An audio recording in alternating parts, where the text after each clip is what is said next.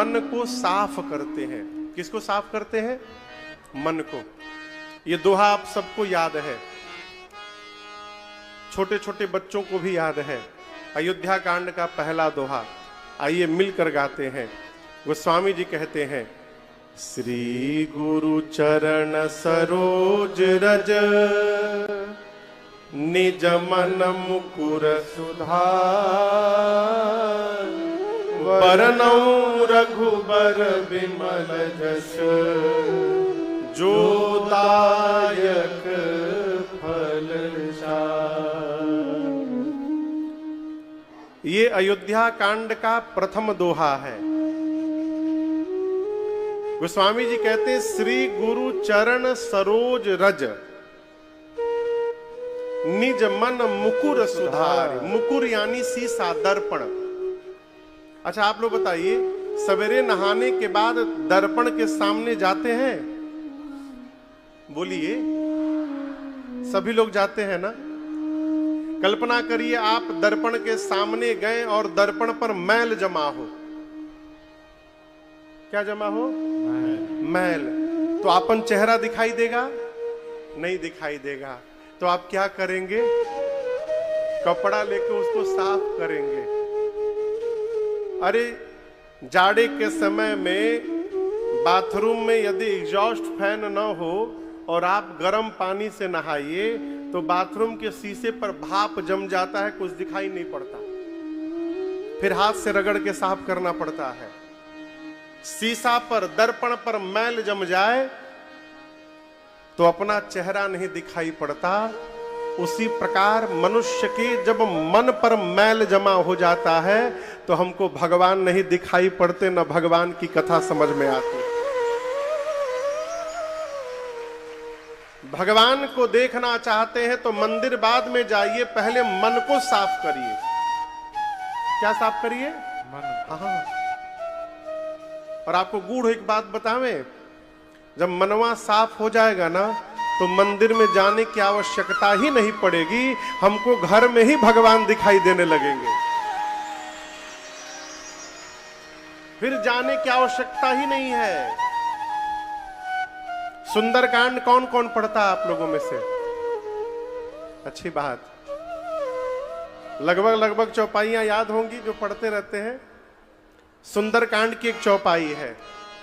राम जी कहते हैं, का निरामल मन जन सो मोहि पावा। राम जी कहते निर्मल मन जन, जन यानी भक्त। जिस भक्त का मन निर्मल हो गया, निर्मल मन जन सो मोहि पावा। सो मोहि, जोर से बोलिए, पावा मने, पावा मने पाएगा नहीं, पाया हुआ है। पावा मने पाएगा नहीं। मन निर्मल होगा तो हमको पाएगा, ऐसा नहीं है। जिसका मन निर्मल हो गया वो मुझे पाया हुआ है। इसका मतलब हम सबको भगवान प्राप्त हैं, भगवान मिले मिलाए हैं। दिखाई क्यों नहीं देते महाराज? मनवा निर्मल नहीं है, इसलिए दिखाई नहीं पड़ते हैं। मन निर्मल हो गया तो भगवान मिले मिलाए हैं, फिर कहीं जाने की आवश्यकता नहीं है। आप जहां रहिएगा वहीं दर्शन होता रहेगा। हा? अब ये मन निर्मल होगा कैसे? अपने प्रयास से होने वाला नहीं है जब तक कृपा न हो जाए। मन होगा निर्मल तुम्हारी कृपा से, ये मन होगा निर्मल तुम्हारी कृपा से। इसे शुद्ध करने, इसे शुद्ध करने मेरा जेश हारे। अगर नाथ देखोगे अवगुण हमारे, अगर नाथ देखोगे अवगुण हमारे, तो हम कैसे भाव से, तो हम कैसे भाव से लगेंगे किनारे, अगर नाथ देखोगे अवगुण हमारे, अगर नाथ देखोगे अवगुण हमारे, अगर नाथ देखोगे अवगुण हमारे। पूज्य स्वामी राजेश्वरानंद सरस्वती जी महाराज कहते हैं कि प्रभु ये मन होगा निर्मल कब? तुम्हारी कृपा से। किसकी कृपा से? भगवान की कृपा से। इस बात को याद रखिएगा, कोनो उपाय नहीं है मन निर्मल करने का। जब तक भगवत कृपा नहीं होगी मन निर्मल होने वाला नहीं है। ये मन होगा निर्मल तुम्हारी कृपा से, इसे शुद्ध करने में ये राजेश हारे, अगर नाथ देखोगे अवगुण हमारे। तो मन निर्मल करने का उपाय, यहां पर देखिए बेटियां भी बहुत सारी बैठी हैं। एक बात बोलूं, बेटियों को गायत्री मंत्र पढ़ने से मना करिए।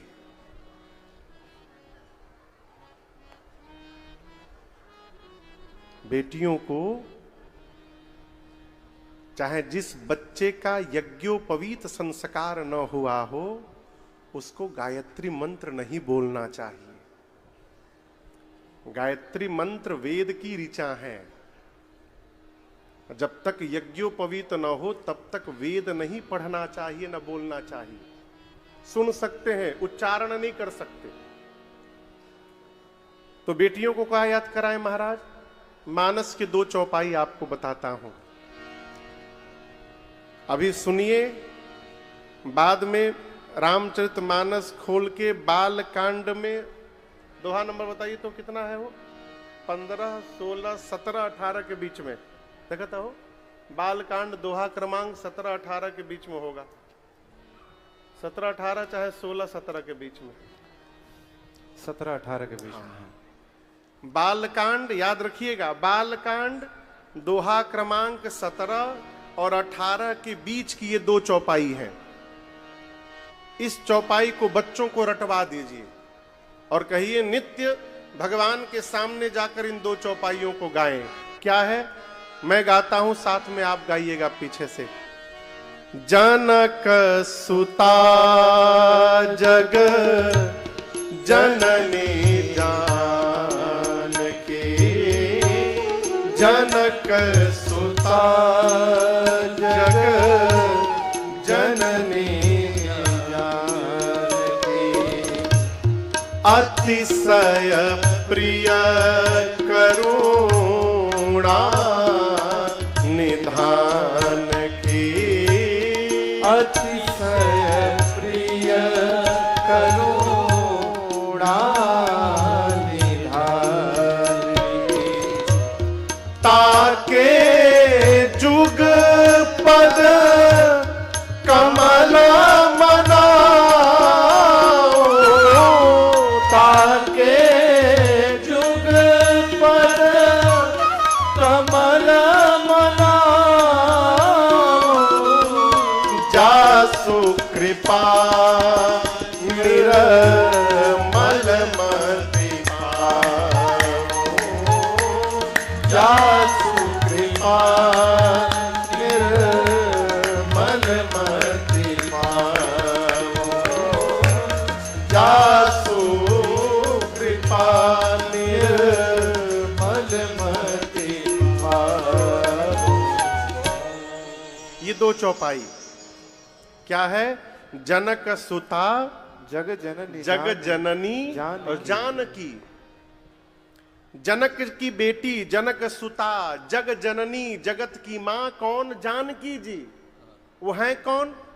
अतिशय प्रिय करुणा निधान की। राम जी का नाम है करुणा निधान।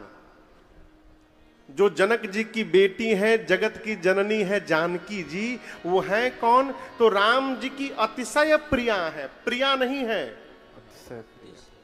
अति प्रिया नहीं है, अतिशय प्रिया है। प्रिय, अति प्रिय और अतिशय प्रिय, इन सबके ऊपर भी एगो है बाबू, परम प्रिय। राम जी ने प्रिय कई लोगों को कहा, अति प्रिय भी कई लोगों को कहा, अतिशय प्रिय भी सीता जी को कहा और जिसके पास भक्ति है उसको कहा, लेकिन परम प्रिय केवल एक को कहा। मालूम किसको?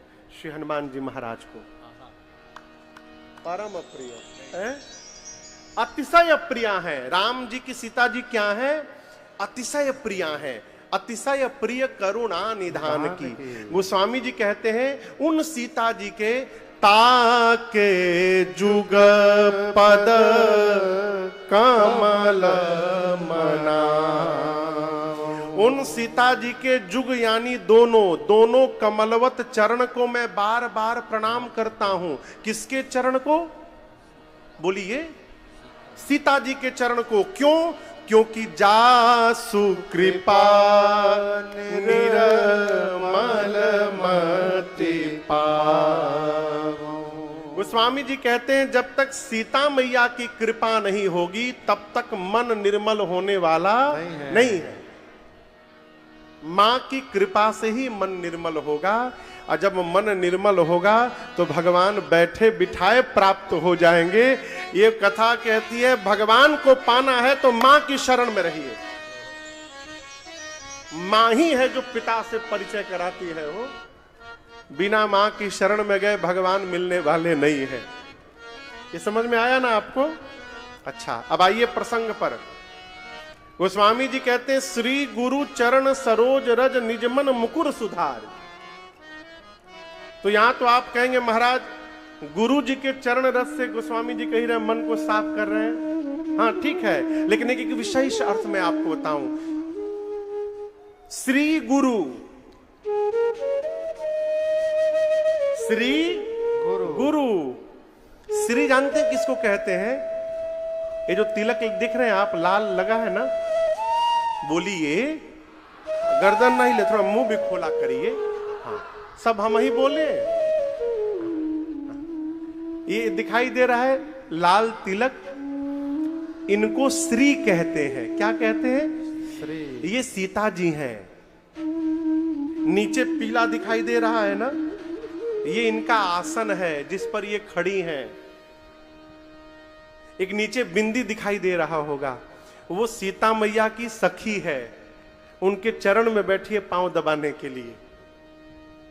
और अगल बगल हम तो नहीं लगाए हैं, गुरु आज्ञा नहीं हुई, अगल बगल पीला दो दिखाई पड़ता, नहीं तो सफेद। वो जानते हैं क्या है? एक राम जी हैं, एक लक्ष्मण जी हैं। कहीं कहीं इन दोनों को भगवान के चरण माने गए हैं, इनको लक्ष्मी जी माना गया है। ये सीता मैया है, इनका नाम है श्री। क्या नाम है? गोस्वामी जी कहते हैं श्री गुरु, श्री सीता जी रूपी गुरु के चरण सरोज रज निज मन मुकुर सुधार। श्री जानकी जी हमारी गुरु हैं। श्री गुरु चरण सरोज रज, उनके चरण को रज से मैं अपने मन रूपी दर्पण को साफ कर रहा हूं। क्यों? बरनौ रघुबर विमल जश। राम जी के विमल यश का वर्णन करना है। कौन सा यश? जो दायक फल चार। भगवान की कथा गाने से, सुनने से, कहने से 4 फल मिलते हैं। कितने फल? 4। कौन कौन से फल? आम, सेब, केला और अनार। 4 गो हो गई। अंगूर बोले आप? तरबूज।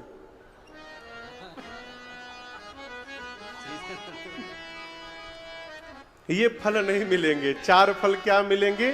धर्म, बोलिए, अर्थ, काम और मोक्ष। ये 4 पुरुषार्थ है। धर्म, अर्थ, काम, मोक्ष। राजन हो चाहे आप, धरती के किसी भी कोने में रहें, किसी के सामने जाकर हम यदि कुछ भी मांगते हैं तो इन्हीं चारों में से कोई ना कोई एक मांगते हैं।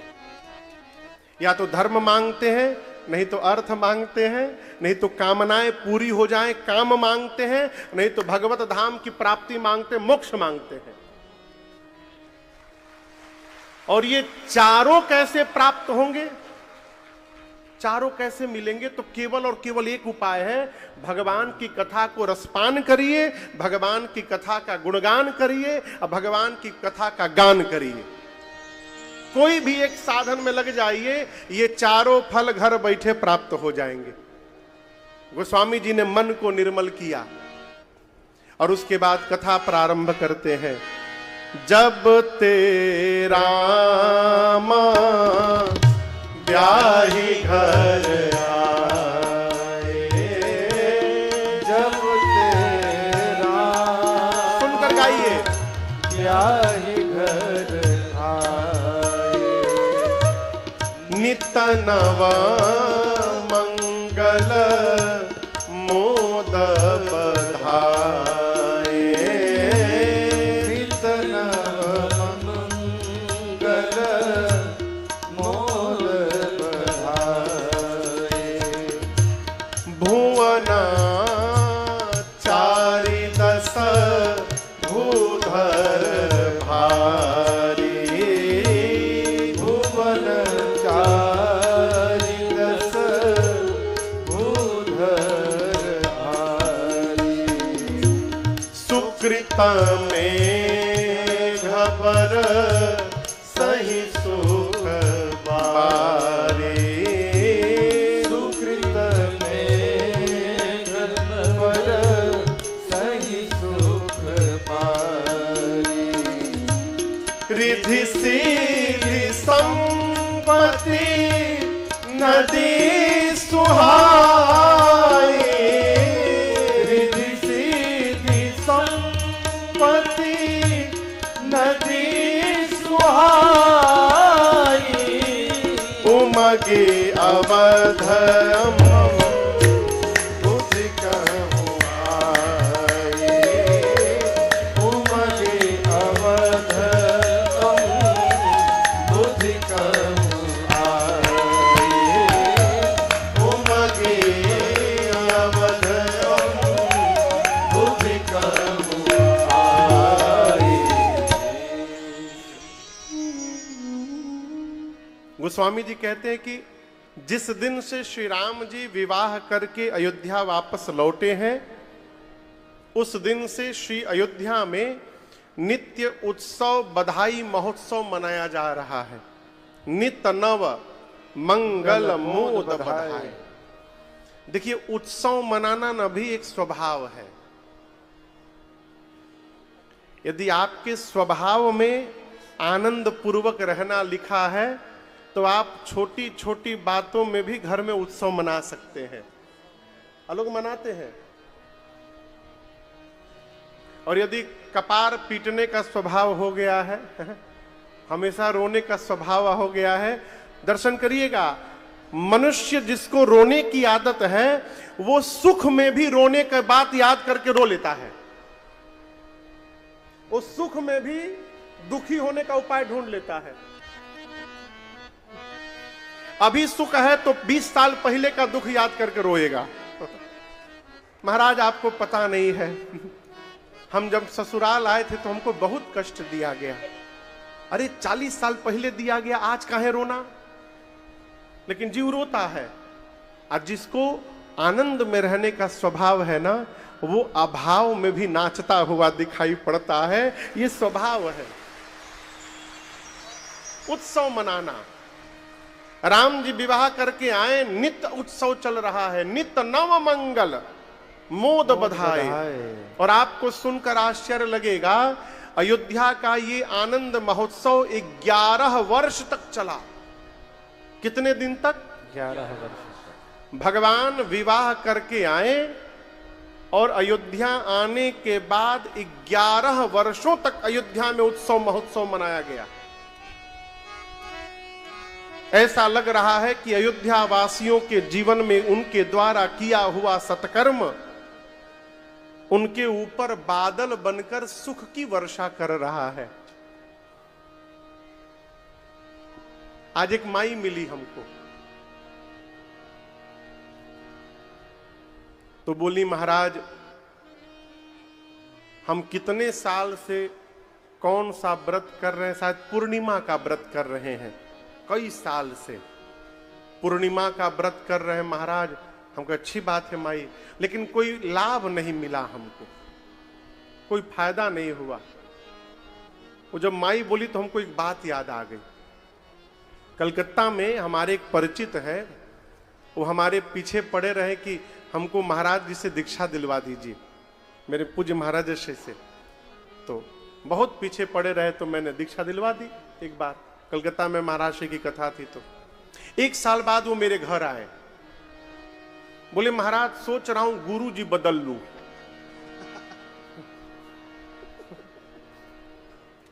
हम बोले काहे, क्या हुआ? हो कोई लाभ नहीं हुआ मेरा। हम कैसा लाभ सोच रहे थे कि गुरु जी से दीक्षा ले लेंगे तो छतवा फाट के रुपया बरिस जाएगा। हमारा फायदा जानते हैं क्या है? हम अर्थ ढूंढते हैं, ये हमारा फायदा है। ऐश्वर्य ढूंढते हमारा फायदा है। फायदा हम आपको बताएं, 2 साल जो कोरोना का बीता है उसके बाद भी हम और आप यहां बैठ के कथा सुन रहे हैं, ये किए गए सत्कर्म का फायदा है। ये फायदा है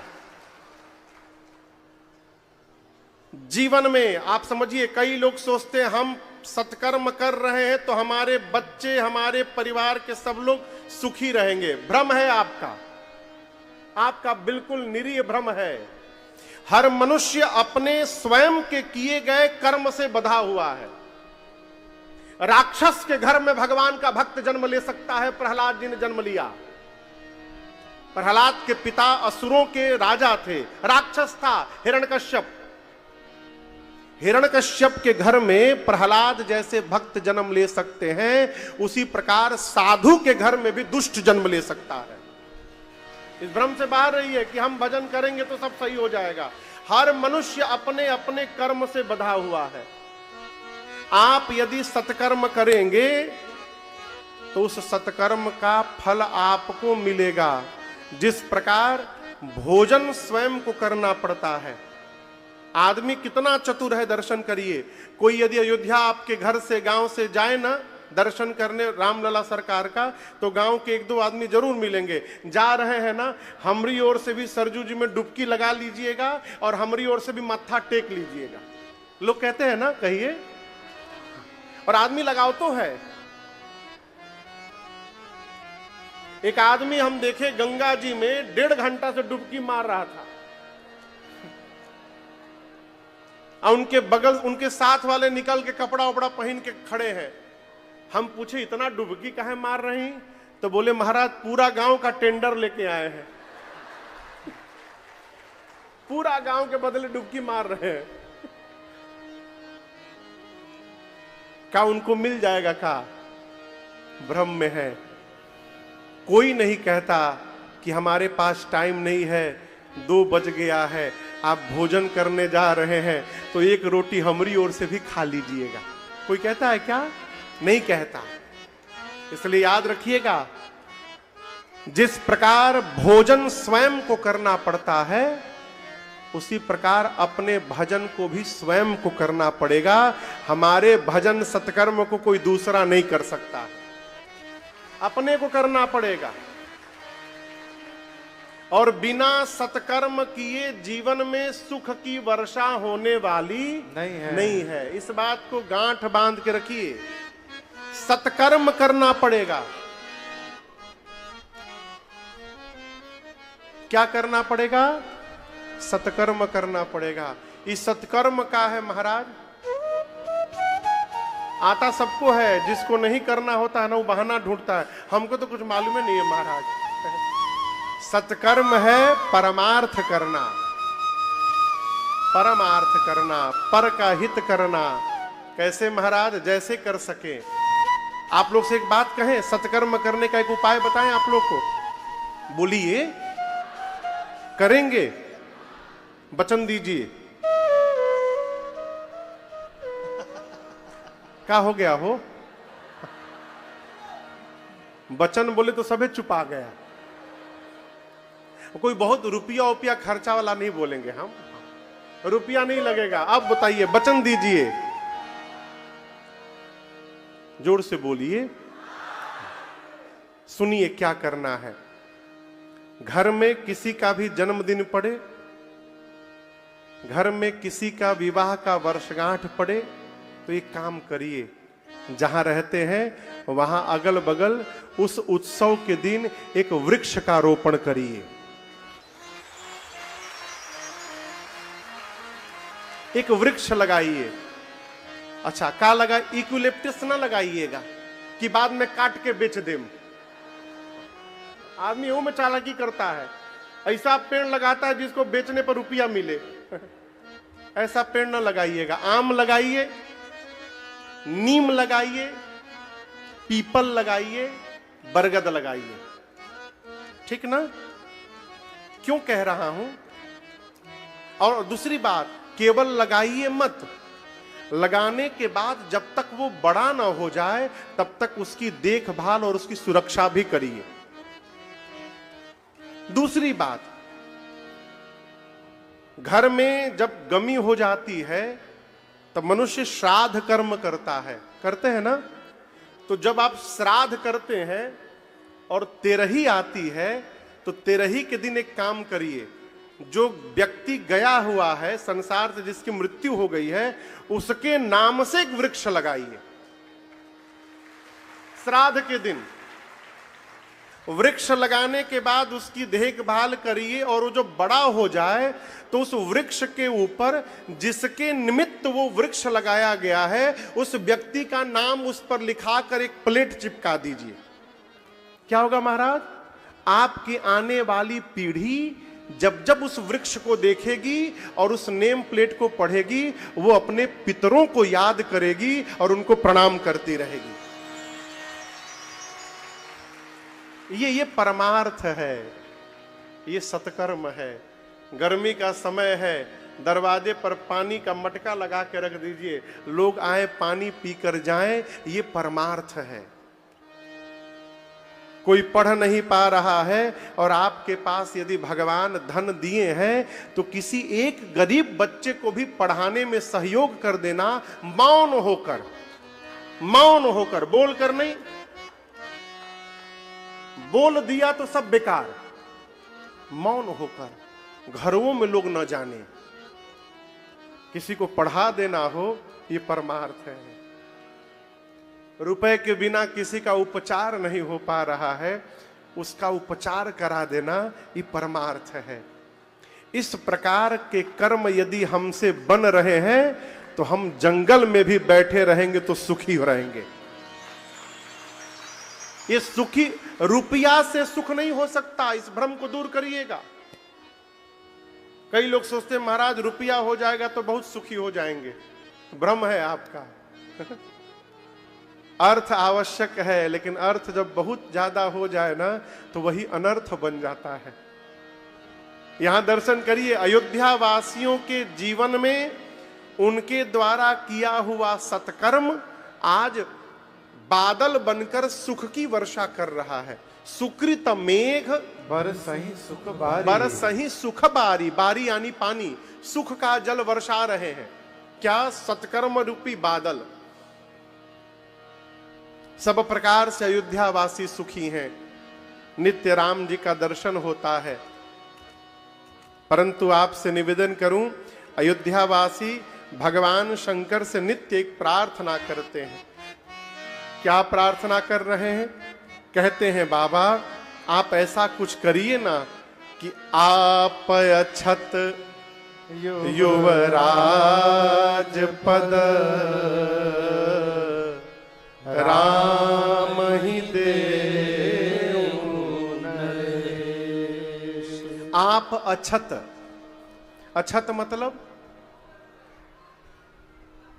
अछत यानी रहते हुए, अक्षत न समझ लीजिएगा।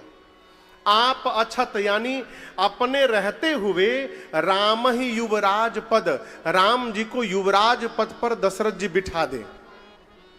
अयोध्यावासी चाहते हैं कि महाराज अपने जीते जी राम जी को युवराज बना दें, ऐसी नित्य प्रार्थना करते हैं भगवान शंकर से। एक दिन श्री दशरथ जी महाराज अपने सभा दरबार में बैठे थे।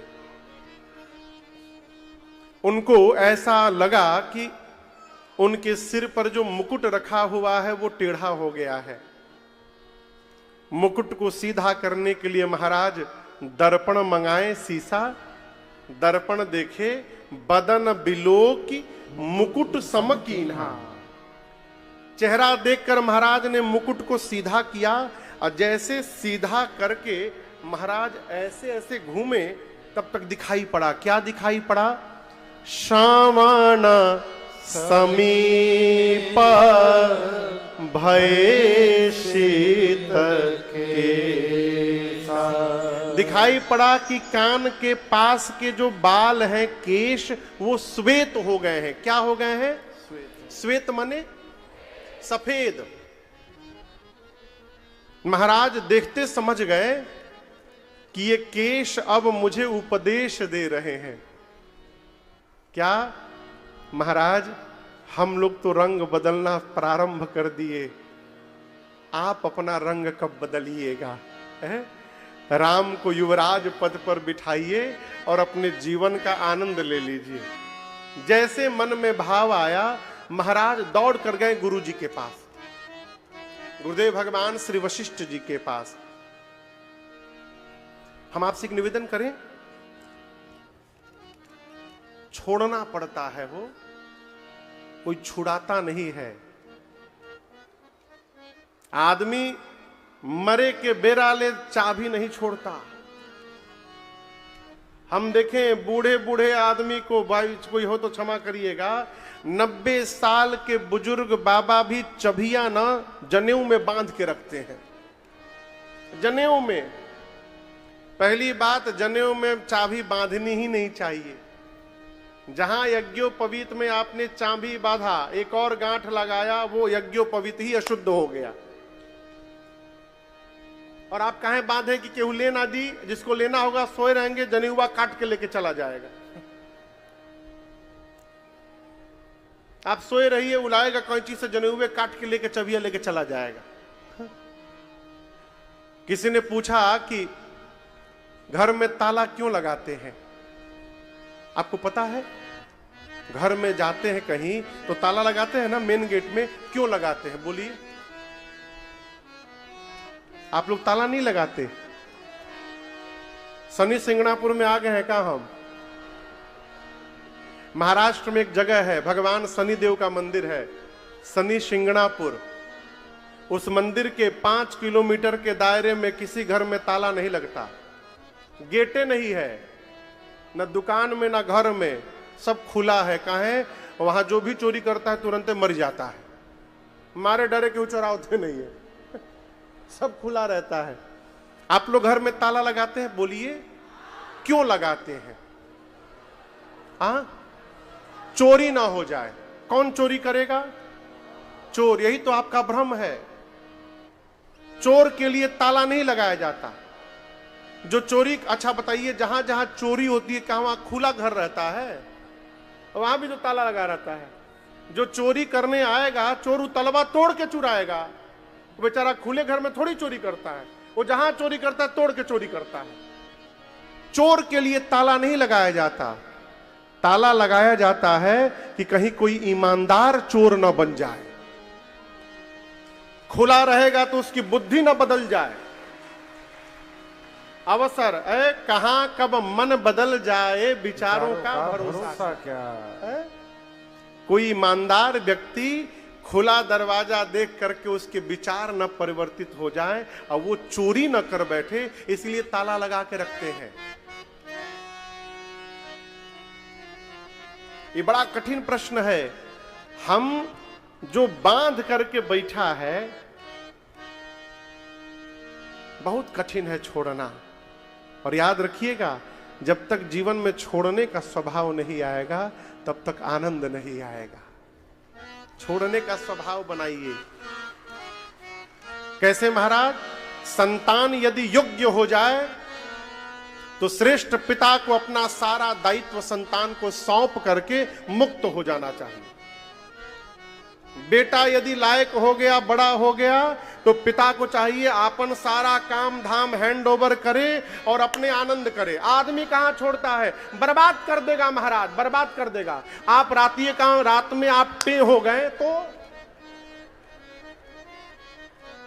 रात में ही आप सीताराम हो गए, अखियां सांस बंद हो गई, तो कल से कौन आबाद करेगा? हो आपके सामने यदि बर्बाद भी करेगा तो संभालने के लिए आप हैं। यदि आपके पीछे बर्बाद करेगा तो कौन संभालेगा उसको?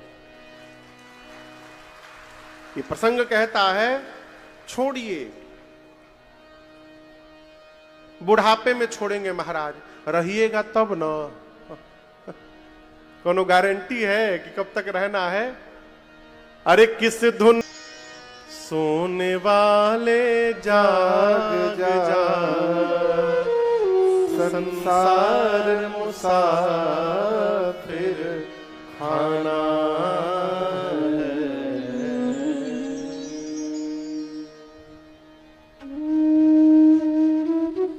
छोड़िए। देखिए, जितना पकड़िएगा ना उतने दुख होगा। यात्रा में सामान जितना कम रहे आनंद उतना अधिक रहता है। सामान बहुत ले लीजिएगा ना तो टेंशन हो जाएगा। कहो थोड़े परेशान है, क्या सामान है, कैसे जाइए?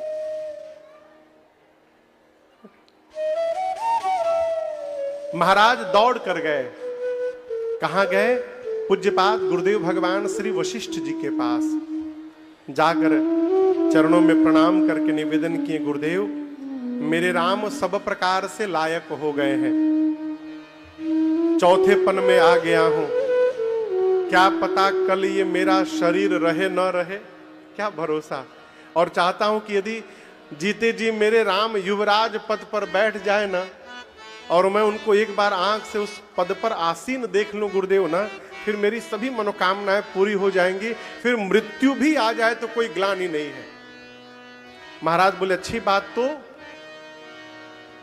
गुरुदेव भगवान ने पूछा तो बताइए। महाराज बोले गुरुदेव मैं चाहता हूं आप ऐसा एक मुहूर्त बता दीजिए जिस मुहूर्त पर मैं राम का अभिषेक कर दूं। गुरुदेव भगवान त्रिकालदर्शी हैं, नेत्र बंद करके देखें और क्या देखें? महाराज जो मुहूर्त पूछ रहे हैं ये मुहूर्त तो 14 वर्ष बाद आने वाली है। कैसे कह दें कि महाराज अभी मुहूर्त नहीं है? गुरुदेव ने कहा महाराज आप राम का अभिषेक करना चाहते हैं? महाराज बोले जी गुरुदेव। गुरुजी ने कहा फिर मुहूर्त मत पूछिए, तुरंत करिए। क्यों? गुरुजी सोचे मेरी बात मानकर यदि महाराज इसी समय राम का अभिषेक कर दें तो हो सकता है कि विधाता की रचना जो बीच में बन जाने वाली है वो बदल जाएगी। तो गुरुदेव ने कहा बेग विलंब न करिए नृप साजी सबुई समाज, तुरंत करिए, तैयारी करिए, विलंब मत करिए, अभी तुरंत राम का अभिषेक कर दीजिए। महाराज बोले गुरुदेव मुहूर्त? बोले मुहूर्त ना पूछिए, मुहूर्त पर राम का अभिषेक नहीं होगा।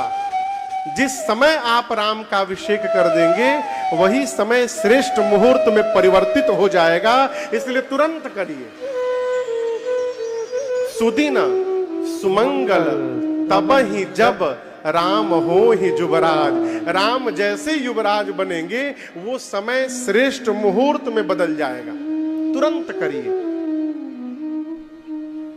गुरु जी ने तो कहा तुरंत करिए, परंतु चक्रवर्ती जी महाराज सोचे कि अभी आज नहीं, कल प्रातः काल जब सूर्य भगवान आएंगे ना तो उनके आगमन के साथ ही सूर्य की प्रथम किरण के साथ मैं राम के मस्तक पर राज्याभिषेक का तिलक लगाऊंगा, कल प्रातः काल करूंगा। कब करूंगा? प्रातः काल। कल करूंगा। और आपको बताऊं, इसी कल ने महाराज को बेकल बना दिया। कल आया तो, लेकिन महाराज के जीवन में नहीं आया। रात भर में ही पूरी रचना बन गई। क्या बन गई? गुरुजी राम जी के पास रात में गए और जाकर बोले, राम कल प्रातः काल आपके पिताजी आपको युवराज बनाने वाले हैं। आज रात्रि में आप भूमि पर शयन करेंगे। राम जी कहां शयन करेंगे? नीचे धरती पर। राम जी बोले, जो आज्ञा गुरुदेव। आप अन्न नहीं खाएंगे, पय आहार करेंगे, दूध पी के रहेंगे। राम जी बोले, जो आज्ञा गुरुदेव। और कोई आज्ञा? गुरुजी बोले, बस यही करना है आपको। यदि आज की रात ठीक से निकल गई तो कल सवेरे आप युवराज बन जाएंगे। ये कहने की क्या आवश्यकता थी? यदि आज की रात ठीक से निकल गई तो, ये कहने की क्या आवश्यकता थी? गुरुजी कहते हैं, राम करहु सब संजम आजू, जौ विधि कुशल निबाहे काजू। यदि ब्रह्मा जी रात को ठीक से निकाल देंगे तो सवेरे आप युवराज बनिएगा। यदि जो शब्द है ना, बहुत खतरनाक है। 3-4 शब्द बहुत खतरनाक है। जैसे किसी व्यक्ति के लिए कहिए, बड़े अच्छे आदमी हैं, साधु है, साधु, दयालु है, धर्मशील है, बड़े अच्छे आदमी हैं, उदार है। लेकिन इतना कहने के बाद कह दीजिए लेकिन। अब जो लेकिन लगा दिया ना, इसके लगने से जो पहले कहा था सब खत्म हो गया। आदमी तो बड़े अच्छे हैं लेकिन कंजूस हैं। कहो। गुरुजी बोले, यदि आज की रात ब्रह्मा जी ठीक से निकाल देंगे तो कल राम सवेरे आप युवराज बनिएगा। गुरुजी ने इशारा कर दिया, बेटा आज की रात ठीक से निकलने वाली नहीं है, तो आप अपनी तैयारी करिए आगे की। और हम आपको बताएं, राम जी के बन जाने में मां कैकेयी का कोई दोष नहीं है। मां ने कुछ नहीं किया है। राम जी के लिए मां कैकेयी ने अपने ऊपर कलंक ले लिया। और इस बात को जीवन भर याद रखिएगा। आपकी यदि प्रशंसा हो ना, तो उस प्रशंसा का भार लेने के लिए हजारों लोग मिल जाएंगे। कोई इंस्टीट्यूट वाले हो तो बुरा न मानिएगा, जो बच्चे परीक्षा में टॉप कर लेते हैं ना, तो फिर इंस्टीट्यूट वाले उस बच्चे को रुपया दे दे के फोटो खिंचवाते हैं। वो कही दे कि इसी इंस्टीट्यूट से मैं पढ़ा हूं। एक ही लड़का पैसा ले लेके 10-10 इंस्टीट्यूट से फोटो खिंचवा रहा है। आप जब आगे बढ़ जाइएगा ना, तो बहुत लोग आएंगे कहने के लिए, हम ही तो बढ़ाए हैं उनको। लेकिन माई बाप जो वास्तव में आपको प्रेम करता है, वही आपके लिए कलंक लेने को तैयार होगा, और कोई तैयार होने वाला नहीं है, और कोई नहीं ले सकता। आपको क्या लगता है कि राम जी की इच्छा के बिना राम जी को कोई वन में भेज देगा? राम कीन्ह चाहे सोई होई। जब गुरु जी बोल कर गए हैं कि राम सवेरे युवराज बनिएगा आप, यदि सब कुछ ठीक से हो गया, तो गुरु जी के जाने के बाद राम जी ने देवताओं को बुलाया। उसी समय रात में सारा देव समाज आकर, इंद्र आदि देवता आके खड़े हो गए। राम जी बोले, हाथ पे हाथ रखकर बैठे हो ना ऊपर, सवेरे पिताजी युवराज बनाने वाले हैं, और यदि युवराज बन गया तो हो गया तुम्हारा काम। अब देवता तो कांपने लगे, अब क्या करें? एक ही रात का समय है। भगवान बोले, कुछ करो जिससे मैं सवेरे अयोध्या छोड़ के वन में जाऊं। देवता चले गए सरस्वती जी के पास। जाकर सरस्वती जी से बोले, आप जाइए कुछ करिए, किसी का मति पलटिए, किसी का कि राम जी वन में जाएं। सरस्वती जी तो पहले बहुत डांटी देवताओं को। ऊंच निवास नीच करतूती, देखी न जाई पराई विभूति। इतने उसे आसन पर आप लोग विराजमान हैं और दूसरे का सुख पचा नहीं पा रहे। देवता बोले, हम नहीं, राम जी की इच्छा है। राम जी बोले हैं कहने के लिए। सरस्वती जी गई, उसी समय गई और मंथरा की मति पलट के चली आई। अजस पिटारी ताहि करी, गई गिरा मति धोती। और क्या हुआ आप सब जानते हैं। मंथरा ने जाकर मां कैकई को भरा है। लेकिन आपको एक बात बताऊंगा तो आपको आश्चर्य लगेगा। जब मंथरा ने मां कैकई से कहा कि आपने अपने पति के कपट को देखा नहीं, आपके बेटे भरत को ननिहाल भिजवा दिया है और राम को युवराज बनाने वाले महाराज इतना सुनते। जैसे महाराज को मंथरा ने कपटी कहा, मां कैकई ने एक चाटा जड़ा उसके गाल पर, खींच कर मारा, वहीं गिर गई, रोने लगी। मां की प्रिय दासी है मंथरा। मां ने कहा, मंथरा तू कह रही है कि कल महाराज मेरे राम को युवराज बनाने वाले हैं, तो मंथरा कल का दिन ही कैकई के जीवन का सबसे सुंदर दिन होने वाला है, मेरा राम युवराज बनेगा। ये कैकई मैया कह रही हैं। कहती है मंथरा, एक बात मैंने आज तक किसी से नहीं बताई। मैं जब जब भगवान के सामने पूजा करने बैठती हूं ना, एक ही बात कहती हूं, प्रभु अगली बार जब मुझको जन्म दीजिएगा ना, तो मेरे कोख से राम को जन्म दीजिएगा और ऐसी कृपा करिएगा कि सीता मेरी बहू बन के घर में आए। अब आप कल्पना करिए, राम जी को इतना प्रेम करने वाली कैकई मैया राम जी को वन में भेज देगी। राम जी का काम बनाया है मां ने। राम बन गए तब राम बन गए। यदि राम बन न जाते तो राम न बन पाते। कौशल्या ने केवल राम को जन्म दिया। उस राम को 14 वर्ष के लिए वन में भेजकर मां कैकई ने मर्यादा पुरुषोत्तम राम को जन्म दिया है। इसलिए मां का उपकार मानी। मां ने कलंक ले लिया अपने ऊपर। महाराज से 2 वरदान मांगा। राम के स्थान पर अपने पुत्र भरत के लिए राजसत्ता। अब आप कई बुद्धिजीवी लोग कहते हैं, महाराज चलिए राम जी का काम बनाना था, इसलिए राम जी को वन में भेजना था, मां ने भेज दिया। यदि स्वार्थ नहीं होता तो अपने बेटे के लिए राजा क्यों मांगती राजसत्ता? भरत के लिए राजसत्ता क्यों मांग लिया? अच्छा आप बताओ, भरत जी कैकई जी के लड़का है, पुत्र है, क्या बेटे को मां से अधिक कोई जानता है का? कहिए। बेटे के स्वभाव को, भाव को, आचार को, विचार को, व्यवहार को जन्म देने वाली मां से अधिक कोई धरती पर जानता है? बोलिए। तो क्या कैकई भरत के विषय में नहीं जानती है? कैकई ये जानते नहीं है कि मेरा भरत अपने भैया के आसन पर बैठेगा नहीं? बोलिए। जानती हैं, लेकिन परीक्षा करनी थी उनको, पूर्ण विश्वास लेना था। आप कितना भी पढ़िए, परीक्षा में जब तक उत्तीर्ण नहीं होंगे आप, तब तक आपको प्रामाणिकता का पत्र नहीं प्राप्त होगा।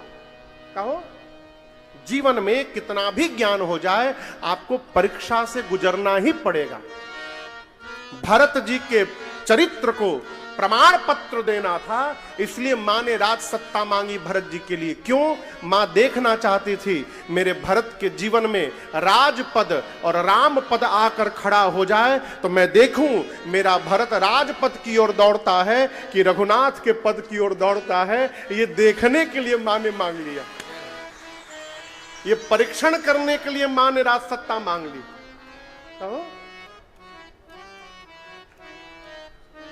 प्रातः काल हुआ। राम जी को जब पता चला ना, कैकई मैया ने रात भर में मेरा काम बना दिया है, राम जी तो नाचने लगे माई के आगे। कहे, मां मेरा सब काम हो गया, मां आपने बहुत अच्छा किया, मां भरत के लिए राजसत्ता मांग लिया। राम जी बोले, देखिए ना मैं, अच्छा आप बताइए राम जी भरत जी में बड़ा कौन है? बोलिए। राम जी। राम जी बोले, मां मैं बड़ा हूं ना? ये मेरा भरत है और ये मैं हूं। मैं भरत से बड़ा हूं ना, यदि मैं राजा बन जाता ना तो और बड़ा बन जाता, फिर मेरे भाई में और मेरे बीच की दूरी बढ़ जाती। मां, मैं राजा नहीं बनूंगा। आपने भरत के लिए राज सत्ता मांगी, मेरा भरत राजा बनेगा, राजा बनते मेरा भरत भी बड़ा हो जाएगा मां, और हम दोनों के बीच की दूरी कम हो जाएगी मां। आपने सबका काम बना दिया। भरत प्राण प्रिय पावहि राजू, विधि सब विधि मोहि सन्मुख आजू। पिताजी को समझाया राम जी ने। मां कौशल्या के पास दौड़ कर गए। मां तो राम जी को देखते नाचने लगी। कौशल्या मैया बोली, राम तुम नहाए नहीं अब तक? पिताजी तुमको युवराज बनाने वाले हैं, राह देख रहे होंगे, शीघ्र नहाकर पिताजी के पास जाओ। राम जी मां को लेकर बैठ गए। मां को पता नहीं कौशल्या जी को क्या क्या हुआ है रात भर में। राम जी बोले, मां ये बताओ, मैं बड़ा हूं कि भरत बड़ा है? मां बोली, तुम बड़े हो, भरत छोटा है। राम जी बोले, अच्छा ये बताओ, जंगल बड़ा है कि अयोध्या बड़ी है? आप लोग बोलिए, जंगल बड़ा है कि अयोध्या? जंगल बड़ा है। राम जी बोले, मां मैं बड़ा हूं ना, तो पिताजी ने जंगल का बड़ा राजा मुझे बना दिया है, अब भरत छोटा है तो उसे अयोध्या का छोटा राजा बना दिया है। राम जी ये नहीं बोले कि मुझे बनवास की दिया गया, नहीं, पिता दीन मोहि कानन राजू, कानन यानी जंगल, पिताजी ने मुझे वन की सत्ता दी है, मुझे जंगल का राजा बना दिया है। मां कौशल्या तो सूख गई। पूरी बात पता चली मां को। तब कौशल्या जी ने कहा, राम मैं केवल एक बात कहूंगी, एक पुत्र के जीवन का सर्वश्रेष्ठ धर्म यह है कि वो अपनी पिता की आज्ञा का पालन करे। परंतु राम, मां का स्थान पिता से ऊपर होता है। आप समझ रहे हैं? मां का अधिकार, मां का स्थान संतान पर पिता से अधिक होता है। यदि केवल तुम्हारे पिता ने तुमको बन जाने के लिए कहा है राम, तो मैं कहती हूं तुम बन नहीं जाओगे। जाओ केवल जो केवल पितु आयसु ताता, तो जनि जाहु जानी बड़ी माता। यदि केवल पिताजी ने बन जाने के लिए कहा है तो आपसे मैं कहती हूं आप बन नहीं जाओगे। लेकिन यदि पिताजी के साथ साथ आपकी मां कैकेयी ने भी बन जाने के लिए कह दिया है राम, तो मां की बात मानकर अवश्य वन में चले जाना। मां की बात मानकर जाओगे तो वो वन ही तुम्हारे लिए अयोध्या जैसा बन जाएगा। अवश्य चले जाना। सीता मैया साथ में जाने को तैयार हो गई, लक्ष्मण जी साथ में जाने को तैयार हो गए, और राम जी सजीवन साज समाज सब बनिता बंधु समेत, बंदे विप्र गुर चरण प्रभु चली करी सब अजय। प्रातः काल भगवान वनवासी रूप धारण करके मां और भैया लक्ष्मण के साथ अयोध्या से चले हैं। गुरुदेव भगवान के आश्रम में जाकर उनको प्रणाम किए। पूरी प्रजा राम जी के पीछे पीछे चलने लगी। अयोध्यावासी क्यों? अयोध्यावासी कहते हैं राम जी जहां रहेंगे वही अयोध्या है। अवध तहां जहां राम निवासु, तहीं दिवस जहां भानु प्रकाशु। पूरी अयोध्या राम जी के पीछे पीछे चल पड़ी। महाराज ने सुमंत जी को कहा रथ लेकर जाओ। रथ पैदल न जाने पाए राम लक्ष्मण सीता, रथ पर बिठा कर ले जाना सुमंत। 4 दिन जंगल दिखाना, जंगल देख के जब बच्चे डरने लगे ना, तुरंत वापस लेके आ जाना। सुमंत, राम तो सत्यव्रती हैं, यदि राम न लौटे ना, आप जानकी जी को लेकर के आ जाना। कहना जितना दिन मन करे अयोध्या में रहेंगी, मन करेगा तो मिथिला में चली जाएंगी, लेकिन उनको लेकर के अवश्य आना। सुमंत जी रथ लेकर गए, पिताजी की आज्ञा मानकर भगवान मैया भैया के साथ रथ पर बैठे। अयोध्या की प्रजा रथ के पीछे पागलों की भांति दौड़ने लगी। पहले दिन एक नदी है तमसा, क्या नाम है आप लोग जानते हैं, देखे हैं? पासे में होगी कहीं? कितना दूर है?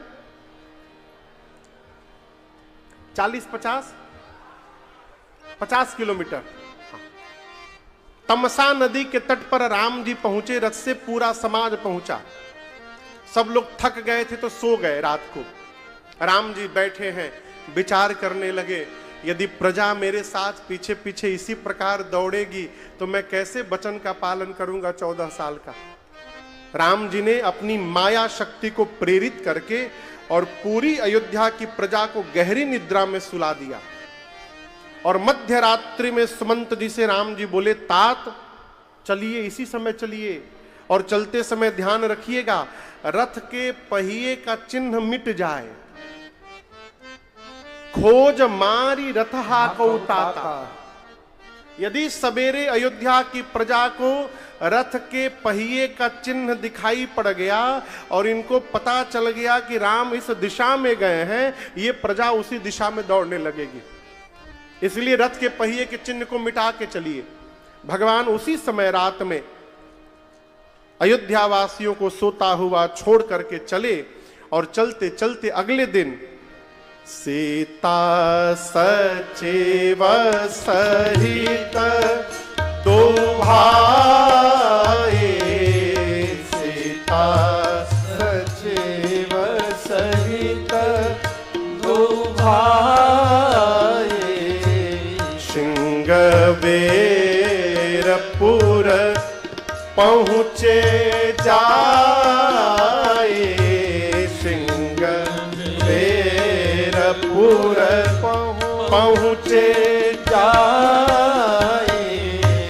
उतरे रामा देवसर देखी, उतरे रामा देवसर देखी,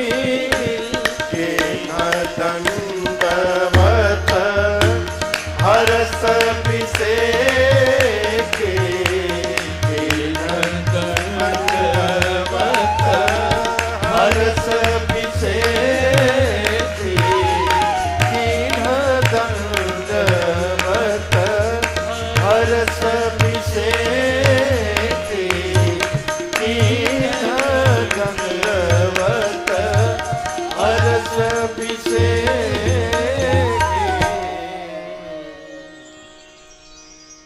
भगवान श्रृंगवेरपुर पहुंचे दूसरे दिन। यहां से बहुत दूर नहीं है श्रृंगवेरपुर, हमको लग रहा है वो 30-40-50 किलोमीटर के आसपास होगा। अच्छा 100 किलोमीटर, अच्छा 180 है, अच्छा तब वो बहुत दूर नहीं है, 2-3 घंटा में पहुंच जाइएगा। श्रृंगवेरपुर भगवान पहुंचे, रथ से उतरकर गंगा जी को भगवान ने दंडवत किया है। पीछे से लक्ष्मण जी, सीता मैया और सुमंत जी उतर करके प्रणाम किए हैं। श्रेष्ठ कोई दिखाई पड़े और आप उनसे मिलने गए हैं तो गाड़ी से नीचे उतर करके प्रणाम करना चाहिए, ये मर्यादा है, ठीक ना। किसी भी महापुरुष के पास मिलने जाइए तो कई लोग ऐसे पहुंचते हैं जैसे कोई आतंक पहुंचा हो, पूरा गाड़ी एकदम स्पीड में लाके ब्रेक लगा के दरवाजे पर रुकते, पूरा दरवाजा धूल धूल हो जाए, ये मर्यादित नहीं है। अपने से बड़े मिलने जाइए तो उनके दरवाजे से 100 मीटर दूर गाड़ी खड़ा करके उतर जाइए। अब वहां से उतर करके यदि पांव सही है तो पैदल पैदल जा करके दंडवत करना चाहिए, ये नियम है, मर्यादा है। राम जी देखे, उतरे राम देवसरी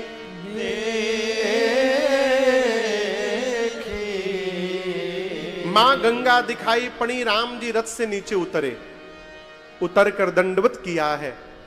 राम जी को दंडवत करते देख लक्ष्मण जी, सीता मैया, सुमंत जी भी रथ से उतरे और प्रणाम किए। सीता मैया ने प्रणाम किया, लक्ष्मण जी, सुमंत जी ने दंडवत किया। माताओं को दंडवत नहीं करना चाहिए,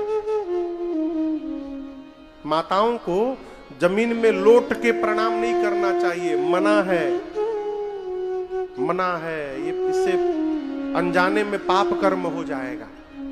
माताओं को केवल हाथ जोड़ करके प्रणाम, नहीं तो पांव छू करके प्रणाम करना चाहिए। बेटियों को तो पांव भी नहीं छूना चाहिए। कितनों बड़े महात्मा काहे ना हो, बेटियों को जिनका विवाह नहीं हुआ है, दूर से हाथ जोड़कर सिर झुका के प्रणाम करना चाहिए, बस। दंडवत किया है। राम जी ने गंगा जी की महिमा सुनाई है, गंगा महात्मा सुनाया है। श्रृंगवेरपुर के राजा हैं निषाद राज गुह। क्या नाम है? जोर से बोलिए। आपको बताऊं, राम जी से 4 साल बड़े हैं ये। कितने साल? राम जी से 4 साल बड़े हैं निषाद राज गुह। जब राम जी का जन्म हुआ था ना, तो निषाद राज, उनका नाम था गुह, अपने पिताजी से बोले कि हमको भी चलना है अयोध्या, हम राम जी के साथ खेलेंगे। पिताजी बोले, अरे वो तो छोटे हैं, अभी गोदी में होंगे मां के, वो आपके साथ नहीं खेलेंगे। आदरणीय प्रयाग से आए हैं का? अरे जय हो, जय हो, जय हो, जय जय, विराजे विराजे। तो बोले, पिताजी बोले गुह के कि मैं बाद में ले चलूंगा तुमको। तो राम जी जब गुरुकुल से पढ़कर आए, राम जी गुरुकुल पढ़ने गए, यज्ञोपवीत के बाद गुरु गृह गए, पढ़न रघुराई, अल्पकाल विद्या सब आई। तो राम जी 11 वर्ष की अवस्था में गुरुकुल से वेद पुराण पढ़ के वापस अयोध्या आए। तो जब राम जी गुरुकुल से हुआ कि गुरु जी के यहां से पढ़ाई पूरी करके राम जी आ रहे, आज भी बच्चा कोई विदेश से पढ़ कर आवे ना, तो उसके पूरे रिश्तेदार एयरपोर्ट पर गुलदस्ता लेके मिलते हैं, बाबू पढ़ के आ रहा है। तो राम जी जब पढ़कर गुरुकुल से आ रहे थे, तो महाराज ने उसकी भव्य यात्रा निकाली, शोभा यात्रा अयोध्या में। विशाल यात्रा की घोषणा हुई कि अमुक तिथि को चारों राजकुमार गुरुकुल से पढ़कर आएंगे और उनकी शोभा यात्रा निकाली जाएगी। गुह को पता चल गया, निषाद राजगुह को। उस समय राम जी की अवस्था 11 साल की थी, तो गुह की कितनी होगी? 15 साल की। गुह सोचे कि राम जी पढ़ करके आ रहे हैं, अब देखने का अवसर मिल जाएगा, तो सोचे मैं भी जाऊंगा वहां। तो खाली हाथ कैसे जाऊंगा? तो उपहार में देने के लिए एक धनुष बनाया बांस का, बांस के बाण बनाए राम जी के लिए, और बांस को ही जोड़ जोड़ करके धनुष जिसमें रखते हैं वो तरकस बनाया, और एक डलिया में, बांस की डलिया में ये बाण, तरकस और वो धनुष ले करके पहुंच गए, कपारे पर ऐसे ले करके। भीड़ में जाकर, सड़क के दोनों ओर भीड़ लगी है, उस भीड़ में गुह भी खड़े थे लेकर के। राम जी चारों भाई रथ पर विराजमान है, पूरी प्रजा पुष्प की वर्षा कर रही है। सिक्योरिटी वाले, जो पुलिस वाले, जो भी सिक्योरिटी सुरक्षा कर्मी थे, वो सड़क के दोनों तरफ खड़े हैं, लोगों को रोक के रखे कोई भीतर न चला जाए। जैसे राम जी का रथ पहुंचा गुह के सामने, सुरक्षा कर्मियों को धक्का देके डलिया लेकर के गुह आगे बढ़े। सुरक्षा कर्मी पकड़ करके उनको पीटने लगे। राम जी दृष्टि पड़ी, राम जी ने तुरंत मना किया, आने दो उसको, मेरा मित्र है। पहली बार मिले हैं राम जी और गुह। राम जी ने कहा आने दो। लोग सोचे रे राम जी के मित्र हैं, सबने आदर पूर्वक आगे किया। राम जी रथ पर चढ़ाए, और रथ पर चढ़ाकर राम जी की दाहिनी ओर लक्ष्मण जी हैं, बाईं ओर भरत जी हैं, भरत जी के बाद शत्रुघ्न जी हैं। भगवान ने भरत जी को और पीछे घसका करके अपने बगल में गुह को बिठा दिया। सब लोग परेशान किए, मित्र कैसा राम जी का, आज तक इनके बारे में तो कोई जानता नहीं है। अब वो एकदम दीनहीन अवस्था में गुह डलिया लेकर के राम जी को दिए, बोले मित्र आपने हमको मित्र कहा है, हम आपके लिए उपहार ले आए हैं। राम जी अपने सोने का निसंग उतार करके और निषाद राजगुह के उस बांस के निसंग को अपने कंधे पर रख लिए, रख लिए हो। श्री दशरथ जी महाराज सोचे ये मित्र कैसे बन गए। फिर मन में सोचे कि लगता है कि राम जी गुरु जी के पास रहे होंगे, वन में कहीं राम जी जाते होंगे, वहां इनसे परिचय हो गया होगा। तो वहां दशरथ जी महाराज ने कहा कि राम आज आप विद्या अध्ययन पूर्ण करके अयोध्या में आए हैं, इस अवसर पर मैं अनेक प्रकार से लोगों को दान दिया हूं, निर्धन को धनवान बनाया हूं, मैं आज आपके मित्र को भी कुछ उपहार देना चाहता हूं। तो राम जी बोले अवश्य दीजिए पिताजी। उसी समय महाराज दशरथ ने गुह को निश्रृंगवेरपुर का राजा घोषित कर दिया और निषाद राजगुह बना दिया। उसी समय उनका राज्याभिषेक करके उनका राजा बना दिया। वही राम जी के मित्र हैं श्रृंगवेरपुर के राजा निषाद राज गुह। गुह को जब पता चला, बाबा कहते हैं यह सूधि गुहा निषाद जब पाए, यह सूधि गुहा निषाद जब पाए, मुदित लिए प्रिय बंधु बुलाए, मुदित लिए प्रिय बंधु बुलाए, सहज स्नेह विपसर घुराई, सहज स्नेह विपसर घुराई, उठाकर पूछी कुशल निकट बैठाई, पूछी कुशल निकट बैठाई, पूछी कुशल निकट बैठाई। उपहार लेकर डलिया में फल मूल लेकर निषाद राजगुह अपने मित्र रघुनाथ जी के सामने जाकर दंडवत कर बैठे। राम जी ने उठाया, उठा करके हृदय से अपने लगाया निषाद राजगुह को, अपने बगल में राम जी ने बिठाकर उनकी कुशलता पूछी। मित्र सब कुशल है ना? निषाद राजगुह कहे प्रभु नाथ कुशल पद पंकज देखे, आपके चरण का दर्शन हो गया प्रभु, मेरा जीवन का सब कुछ कुशल हो गया है। आपको हमने सुना है कि आपको 14 वर्ष अयोध्या से बाहर रहना है। एक बात कहे प्रभु, बाहर तो आप आ ही गए हैं अयोध्या से, तो कृपा करके आप 14 वर्ष श्रृंगवेरपुर में रहिए। राम जी बोले मित्र मैं विशेष उदासीन व्रत का संकल्प लेकर आया हूं,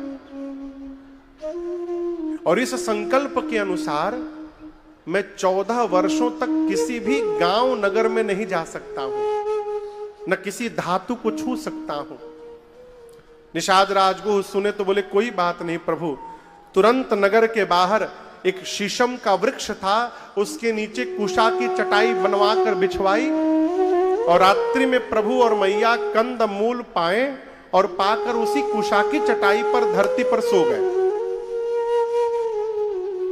लक्ष्मण जी थोड़ी देर चरण सेवा करने के बाद दूर जाकर विरासन में बैठकर पहरा देने लगे।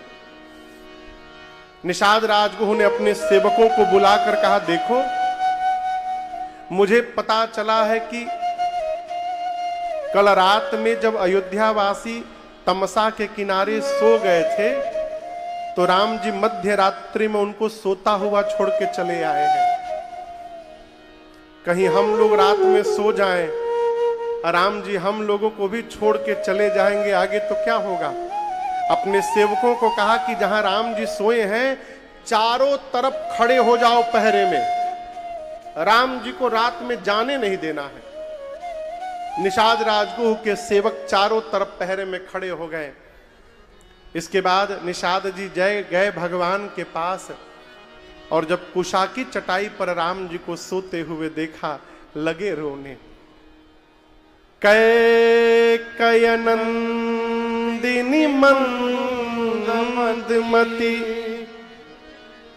कठिन कुटिल पनकीन जेहि रघुनंदन जानकी सुख अवसर दुख दीन। कहने लगे कैकई जी मंदमती हो गई हैं। कैकय नंदिनी मंदमती। अरे जिस राम जी के जीवन में सुख का क्षण आने वाला था, कैकई ने दुख दे दिया। निषाद राजगुह मां कैकई को लगे भला बुरा कहने।